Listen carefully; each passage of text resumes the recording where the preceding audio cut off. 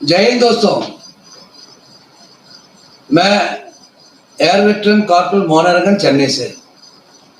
दोस्तों, आप सबको मालूम है आज आईएएसएम ने जो केस किया है वारओपी के सिलसिले में, आज कोर्ट में आने वाला था, सुप्रीम कोर्ट में, और ये केस तकरीबन 3 बजे के आसपास हमारे नंबर आया था और आज भी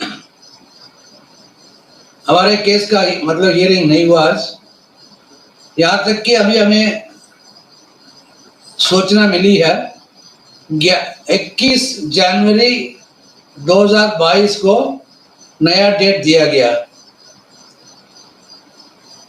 दोस्तों, इसके बारे में तो हम सबको मालूम था पहले से, कुछ ना कुछ नया तारीख ही मिलेगा और जैसे हमने उम्मीद किया वैसे हुआ। दोस्तों, आज हम वारओपी केस के बारे में कभी बात नहीं करेंगे, क्योंकि ये वारओपी केस जो है ये सुप्रीम कोर्ट में है और जो सुप्रीम कोर्ट में जो भी केस है या कोई भी कोर्ट में, उसके बारे में कमेंट्स या डिस्कशन करना अच्छा नहीं लगता, वो अच्छा भी नहीं है। लेकिन हम दूसरे बात करेंगे। हमें चाहिए असली वारओपी, जो आज तक किसी ने जो है इसके बारे में आवाज नहीं उठाया। ये असली वारओपी क्या है? असली वारओपी यह है, बगैर कोई ग्रुप, एक सिपाही है तो सिपाही बस, नायक है तो नायक, हवलदार है तो हवलदार। जब आपने 1 रैंक 1 पेंशन बोल दिया, फिर उसके बाद एक ग्रुप आप सिपाही, वही ग्रुप सिपाही, 15 साल का सिपाही, 20 साल का सिपाही, ऐसे नहीं होना चाहिए। पहले ऐसे नहीं था। पहले था कैलकुलेशन आप करेंगे तो मतलब सबके लिए बराबर ही आता था, 3rd पे कमीशन से पहले। ये मुमकिन है या नामुमकिन, अब हमें यही सोचना है। दोस्तों, अगर हम असली वारओपी के लिए अगर हम बात करेंगे तो एक बेस रखना चाहिए। उस बेस के हिसाब से हमेशा हमारा पेंशन अगर तय करेंगे तो असली वारओपी मिल सकता है। और जो मैं आज बता रहा हूं सबसे बेस्ट तरीका यही है, क्योंकि हमारा आप लोगों को पता है कि किसी का जल्दी प्रमोशन होता है, किसी को लेट होता है। इसलिए जो है कोई 15 साल का मतलब 15 साल में सिपाही रैंक में रहता है, कोई 15 साल में जो है हवलदार बन जाता है।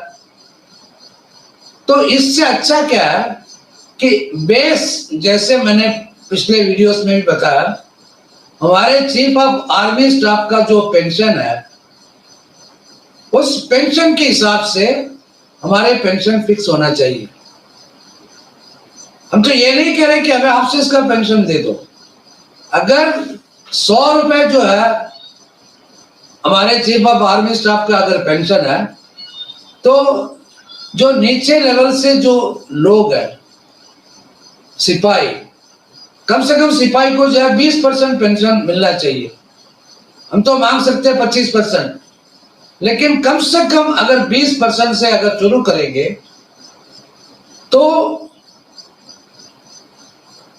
हर रैंक में 2% या 3% बढ़ाते जाएंगे तो अच्छा रहेगा।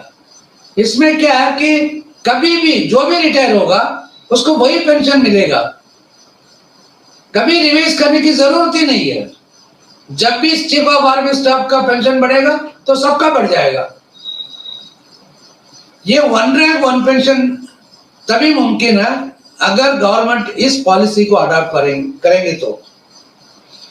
और जहां तक एक्स ग्रुप का सवाल है, हाँ, एक्स ग्रुप में जो डिप्लोमा वाले हैं भी है और टेक्निकल वाले हैं, सर्विस के दौरान उनको अच्छा प्रमोशन मिलना चाहिए और एक्स ग्रुप पे मिलना चाहिए, सब कुछ उनको मिलना चाहिए सर्विस में।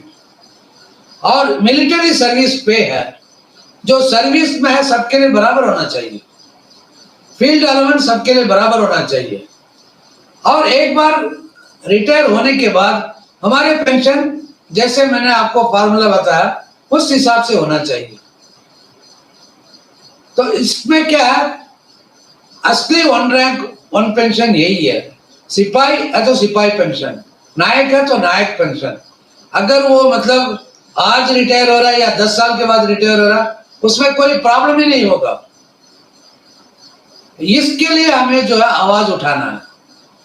और क्योंकि ये 2014 में भी ये प्रपोजल दिया गया था प्राइम मिनिस्टर को, लेकिन उस टाइम पता नहीं बीच में कौन आके जो है खेल खेला है, तो हमें नहीं मिला।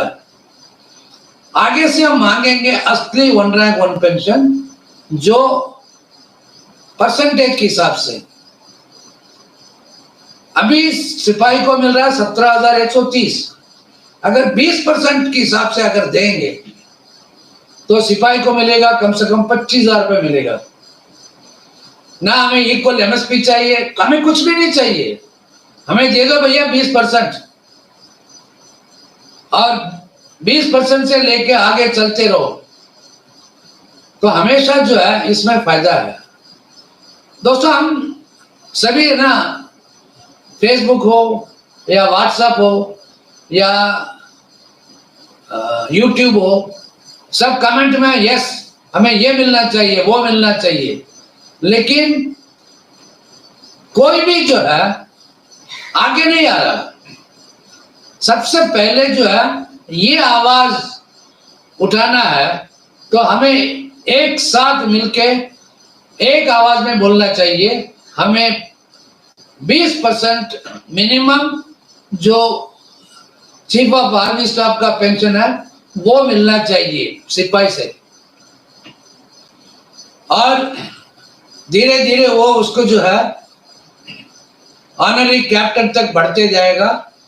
क्योंकि जो एक सिपाही जो है 17 साल में रिटायर होता है, अगर मान लीजिए अगर वो 60 साल तक अगर नौकरी करेगा, वो पेंशन जो है 25,000 से ऊपर ही लेगा, कम नहीं लेगा।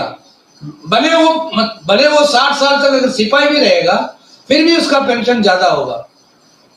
जब आप उसको घर भेजते हो जल्दी, क्योंकि आपको जो है यंग फौज चाहिए, इसलिए आप घर भेजते हैं, तो आपको जो है कॉम्पनसेशन इसी बेसिस में करने से सब राजी खुशी हो जाएंगे, और फौज में भर्ती होने के लिए भी और जी जान से काम करने के लिए भी मन करेगा।